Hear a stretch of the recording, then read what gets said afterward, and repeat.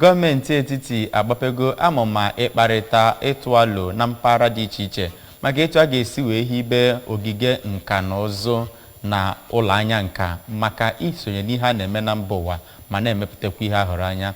Ya bụ ọlụ nke ebumnobi ya bụ ime ka Naịjirịa sonye n'ihe a na-eme na mba ụwa ma na-akwalitekwa ego ndị ọcha Naịjirịa na-enweta site na nka na ụzụ nakwazi anya nka. Bụ nke ọ bụ ụlọọrụ Strategy Implementation Task Office ga-ahụ maka atụmatụ iwu onye isi ala nke ise bụ Presidential Executive Order No. 5 ga-etinye ya n'ọlụ. Ekwi Ajidebanụ Tak Areze ABS na Abuja ga-akọlụla ya akụkọ anyị isi.